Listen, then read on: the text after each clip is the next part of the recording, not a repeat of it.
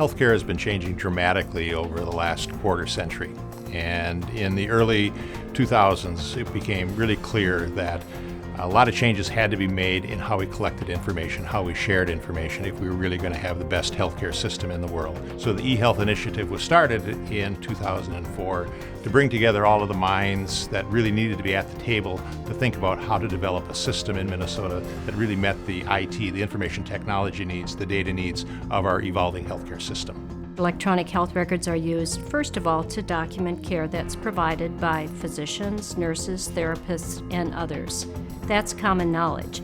What people may not be aware of is the information is reused for quality improvement to assure we're giving the best care possible, and it's being reused for purposes of research also. Without electronic health records, it is not possible to capture data from 500,000 patients to be able to look at what we do to improve patient outcomes. They have become essential for being able to do research. We can follow patients from home, ambulatory care, hospital, home care, hospice, all the way across the continuum so that we can hand off information to make sure patients get the best care, the best outcomes in the safest way possible.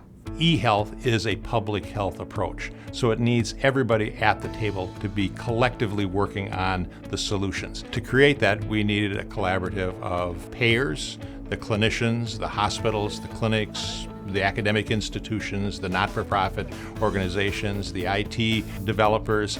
All of those folks really are part of the stakeholder group that has come together. Stratus Health, a quality improvement organization within Minnesota, is a part of this public-private partnership that is the Minnesota eHealth Advisory Committee. The government needs partners like Stratus because it's important to have people who know the community, who know the folks, that can work with them to help them adopt electronic health information technology and make it work within their environment. Minnesota has been a leader in eHealth. We have identified the issues that are there, and we've really jumped on board to adopt. We have 93% of the clinics who are on board with electronic health records, 99% of the hospitals. We're number one in terms of e-prescribing in the country. So Minnesota has taken the leadership role, but that doesn't mean we are at the place where we want to be.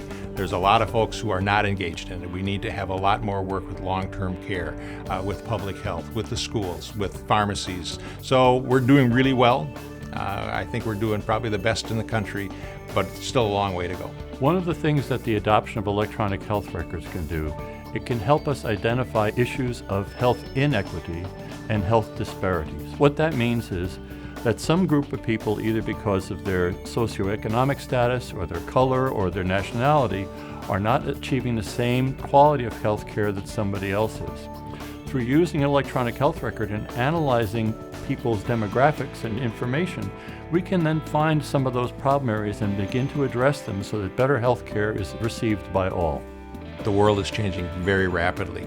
So state health departments, state human service agencies, eHealth, any agency really has to be adaptive and flexible and creative in addressing those changing needs.